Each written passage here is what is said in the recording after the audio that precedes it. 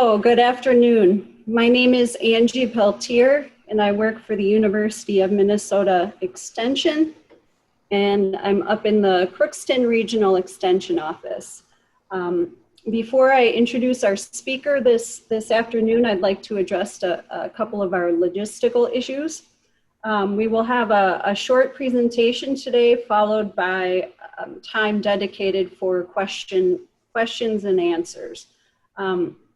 Anytime a question pops into your mind, be sure and type those questions into the Q&A tab. I know that some people can find that Q&A tab towards the bottom of their screen. Other people might find it towards the top of their screen. But if you type questions into that tab, we'll get to as many as we can before we're through here this afternoon.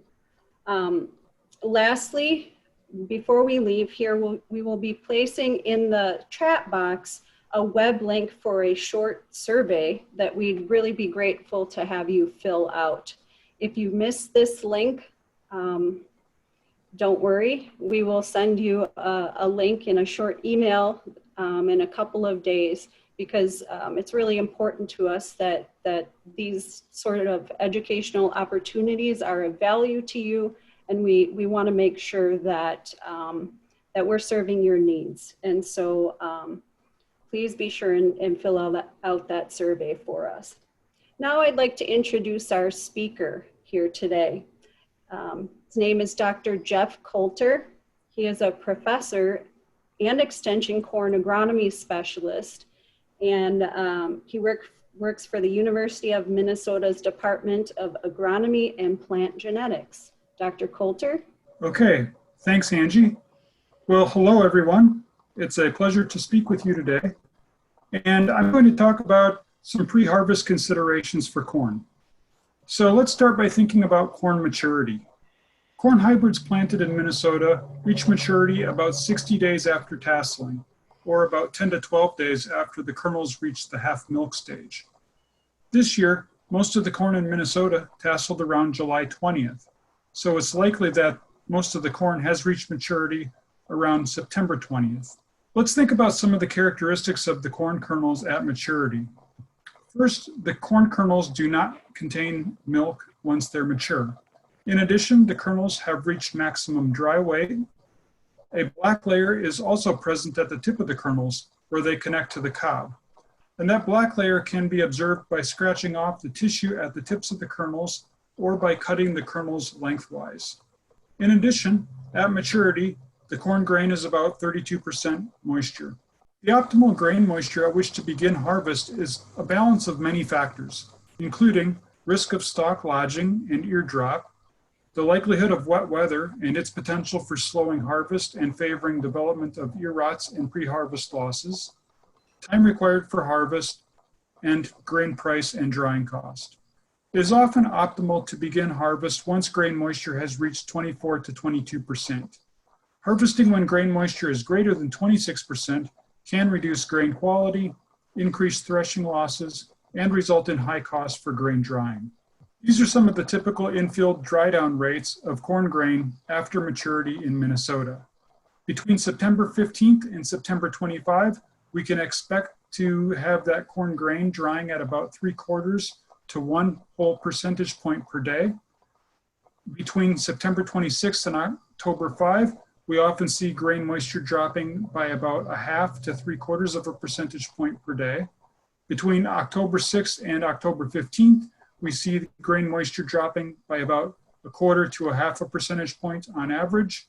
And on October 16 and later, typically we see grain moisture dropping by 0 to 1/3 of a percentage point per day. However, the rate at which grain dries in the field varies with many factors, including sunshine, air temperature, wind speed, and relative humidity. On a warm, sunny, dry, and windy day, we could see grain moisture dropping by about 3/4 to 1 percentage point per day. In contrast, a cool, cloudy, wet, and calm day, we could see grain moisture dropping by about 0 to 1/3 of a percentage point per day. In addition, later planted fields and later maturity hybrids tend to dry slower. Another thing I'd like to talk about today is yield monitor calibration. Yield monitors estimate grain yield based on the rate of grain flow and grain moisture. It's important to properly calibrate yield monitors to produce accurate yield estimates. This is especially important for when making variable rate decisions on crop inputs based on your yield maps, or when making comparisons among hybrids or agronomic practices. So some things to think about with regards to yield monitor calibration. To properly calibrate yield monitors, this should typically involve the harvest of multiple grain loads that produce different rates of grain flow, representing the range in grain flow rates that is expected in your fields. This could be done in many different ways, but a common way is for people to harvest strips of different widths, such as 1/4, 1/2, 3/4, and full header widths. By doing this, they're producing different rates of grain flow into the combine, thereby helping to get an accurate yield monitor calibration. In addition, during harvest, occasionally check the yield monitor accuracy by harvesting and weighing additional calibration loads, and then recalibrate if necessary. Another thing to think about just prior to harvest is the likelihood of poor stalk quality. So it's important to go out in the fields and assess that stalk quality. Some things to think about. If these are some scenarios here on this slide that result in enhanced likelihood of poor stalk quality.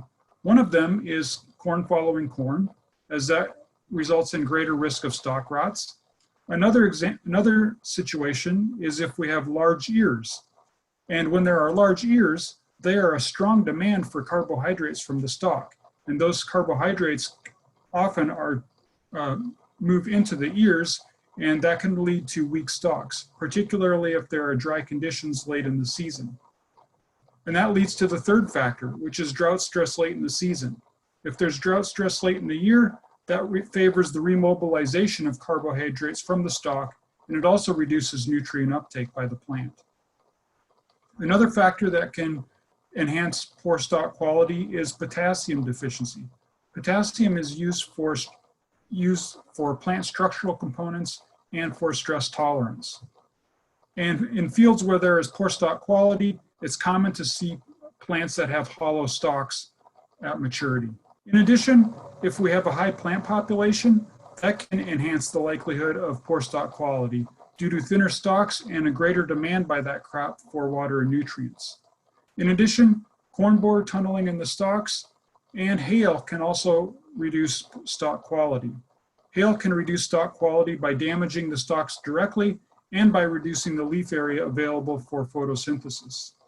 When scouting fields for stalk quality, it's important to take a note of the percentage of plants that are stalk lodged or broke below the ear. It's also important to assess the quality of non-lodged plants. This can be done by pushing plants 10 inches to the side at ear level, or by pinching or cutting stalks in the first internode just above the brace roots. Stalks that break after being pushed or pinched or have a hollow center are at risk of stalk lodging. When evaluating stalk quality, it's important to evaluate several plants at multiple places in each field. Fields where 10 to 15% or more of the stalks are lodged, hollow, or break after being pushed or pinched should be harvested early because they are at greater risk of going down if there is strong wind before harvest. When scouting for stalk quality, pay attention to stalks that are thinner than others. These plants, which have thin stalks, have small ears and kernels and are therefore at greater risk of harvest losses. Thin stalks are likely the result of uneven emergence. And we know from earlier research that uneven emergence is something that reduces corn yield. If we have a plant that's one leaf stage behind its neighboring plants early in the season, that plant that is behind is only going to yield about 80% of a normal plant in that field. In comparison, early in the season, if a plant is two leaf stages behind its neighboring plants, its yield is only going to be about 50% of what a normal plant would be in that field. So uneven emergence has a big negative impact on corn yield. Uneven emergence is often due to uneven soil moisture in the seed zone, resulting from variable soil conditions, tillage and residue patterns, and uneven depth of seed placement. If there are many thin stalks in the field, monitor harvest losses due to the smaller ears and kernels, and also try to determine the reason for these thin stalks and get it corrected before next year. When scouting for stalk quality, it's also important to scout for ear rots. Ear rots can be a problem when there are prolonged wet conditions in the fall prior to harvest. Fungi responsible for ear rots can grow until grain moisture drops below 15%. Therefore, when there are high amounts of ear rots in a field, harvest early and dry the grain to less than 15% rather than letting it sit in the field to dry down further. Let's move on to thinking about pre-harvest and harvest losses. Pre-harvest losses are essentially dropped ears, and one can measure pre-harvest losses by counting the number of dropped ears. 1 ear in 1/100th of an acre is equal to 1 bushel per acre of pre-harvest yield loss. And the way that one can determine what that is they can go out to the field and note that 1/100th of an acre is equal to 10 rows that are a length of 1/1000th of an acre. So if you're in 30-inch rows, 1/1000th of an acre is 17 feet 5 inches. And you would want to look at 10 rows that are this distance. And if you have 1 ear in 10 rows that are 17 feet 5 inches, and you're in 30-inch rows, then you're going to have a yield loss of about 1 bushel per acre. And these pre-harvest losses vary greatly among hybrids. It's often due to corn borer tunneling in the ear shanks. It can occur when ear shanks become weak and turn downward due to late season drought or other stresses.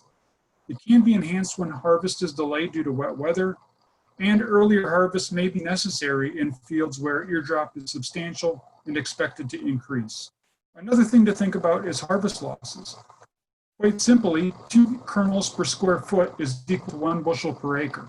So when you're getting on and off the combine and around the field during harvest time, keep an eye on the soil and how many kernels are on the ground. To minimize harvest losses, plan ahead, take preventative actions, and measure harvest losses and make adjustments to combine settings and operation as appropriate. Harvest losses include ear losses at the header, stalk roll shelling losses, which are loose kernels that are shelled by the stalk rolls on the header, threshing losses, which are kernels on pieces of cobs behind the combine, and separating losses, which are kernels that are not shaken out of cobs and husks and lost out of the back of the combine. When there is little crop lodging or weed pressure, strive to have total harvest losses be 1/2 bushel per acre or less. And based on some research that was done at Iowa State University, they concluded that the top combines in the fields were having under such conditions, were having no ear losses at the header and no threshing losses, and that they were having 0.3 bushels per acre or less of stalk roll shelling losses and 0.2 bushels per acre or less of separating losses. So strive to achieve harvest losses that are 1/2 bushel per acre or less if you don't have crop lodging or weed pressure. Another thing to think about during harvest is soil compaction. We want to strive to minimize soil compaction during harvest. This can be done by avoiding driving on wet soils. So if the soil is wet, stay off of it. Another thing to realize when thinking about soil compaction is about 80% of the compaction occurs on the first trip across the field. Therefore, we can minimize soil compaction by reusing traffic lanes and controlling field traffic. As an example, one could do this by trying to drive the grain cart down the combine tracks and headlands rather than at a diagonal across the field when possible. Let's move on and think a little bit about residue and soil management.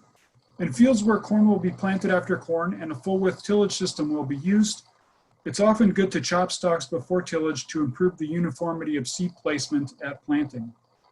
In addition, we want to try to avoid soil compaction in clods. Therefore, the way to do this is to avoid tillage when the soils are wet. And a soil that is wet is a soil that does not crumble at the deepest depth of tillage. If fall tillage is planned, begin that tillage as soon as feasible to increase time for residue decomposition and likelihood of completing that tillage before winter. Also remember that generally full width tillage systems on soybean stubble in the fall typically results in no or little yield increase to the following corn crop, and it increases soil erosion. During harvest, take notes on things to correct for the next year. Take notes on things like areas that had poor drainage, severe soil erosion, and weed problems. Also make notes about inefficiencies and bottlenecks in logistics, labor, and equipment. And we want to correct these problems with fields and operations as soon as they are detected or one can afford. And the reason we want to do this is because we want to compound the return on that investment over time and across the acres. So in addition to the things mentioned on the previous slide, we want to think about making corrections to fields and operations based on things like drainage and soil erosion, soil pH and nutrient levels, planting and tillage equipment for uniform emergence, and getting those harvest losses corrected. And to illustrate the importance of making an investment to your operation up front as early as you can, we can think about it as an investment that's having its return compounded annually over time and across acres. So as a very simple example, if one has $10,000 and they invest it today in something that's going to provide 10% annual return, compounded annually, that investment will be worth over $450,000 in 40 years. So we can think about this example and about why it's so important to make corrections to things that aren't working well and get those corrections made early so that you can compound that return on investment over time and across acres. So with that, that is everything that I've prepared for today.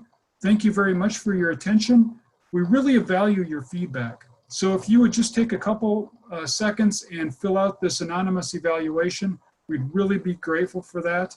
The link is in the chat box if you would like to click on it there. Also, you could scan this QR code or enter in this URL into your browser.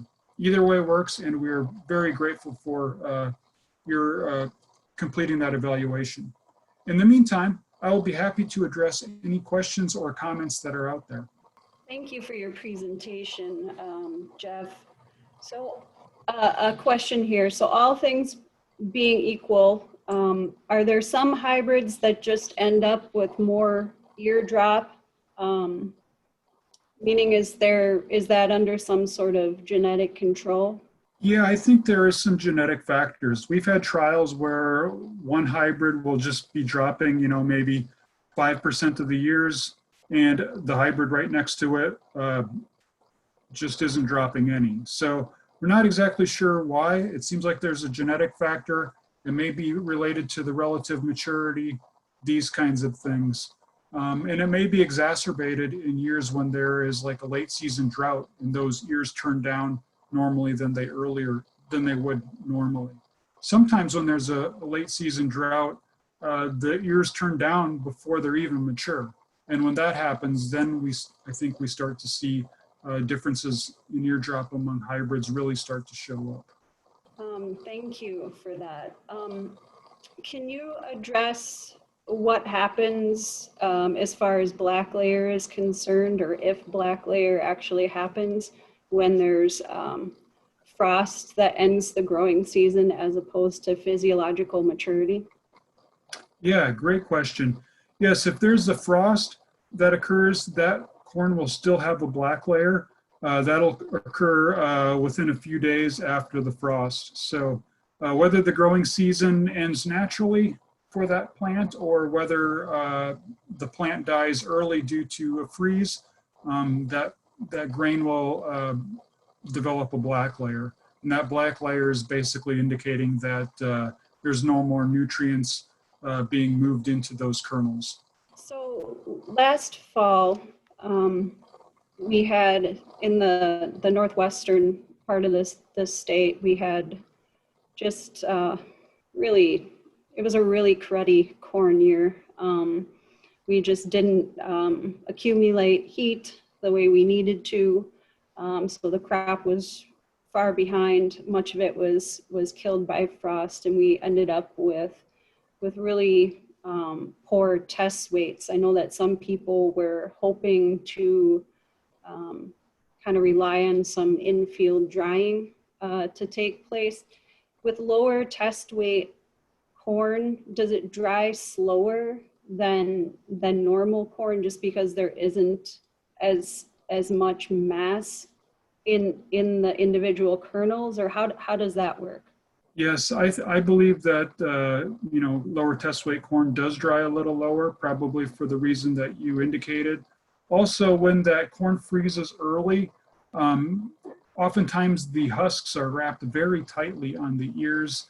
They don't necessarily turn down like they would normally, or the husk doesn't loosen like it normally would. And therefore that ear just stays wet a little longer and is slower to dry. So yeah, that's was a real challenge last year. And then in those situations, one is trying to balance the risk of how well is that field going to stand up versus how long can you leave it out there to get added drying on that grain. So in your observations in the state, do you anticipate any harvest problems this year? And this is for both corn and soybeans. Yes, well, I expect it to be a pretty good harvest year. We're looking at good yields in a lot of areas. However, one of the reasons for this presentation is because it's been a little difficult to make a living in agriculture recently. And, we have good yields this year and we want to try to harvest as much as we can, and we want to keep those harvest losses minimized. The areas that I think could have some challenges are the areas that have been really dry. So like West Central Minnesota, parts of Southeast Minnesota, and the margin along Iowa and South Dakota. Those areas that have been dry late in the season where, those are fields that the stalk quality may not be quite so good, and we may want to be keeping an eye on those fields, and some of the fields harvesting a little earlier than what we normally would. Otherwise, other than that, I think it should be a pretty successful at harvest without too many issues. We'll need to keep an eye on soil compaction, depending on how much rainfall we get over the rest of the harvest season. But yeah, there's a lot of things to think about, and I think overall it's going to be a good year. So any other questions for Dr. Coulter here? So I have a question. So with the low test weight corn from last year, after it dries down, there'll be some shrinkage. Is there any way to, I mean, is there anything positive that can come out of just letting it dry longer? I know some people were hoping that letting it dry in the field a little bit longer obviously would save drying costs, but if we run into a similar problem like that next year, for example, what would be your recommendations for folks dealing with just poor grain quality and issues with just a wet fall during harvest? Yeah, sure. So in addition to the drying costs, one would need to think about how wet that grain is and how well it's going to shell, and if we can get it harvested. If that grain is really wet, in the upper 20s in terms of grain moisture, and you're trying to combine it, there's going to be a lot of kernel damage, and that grain isn't going to store so well.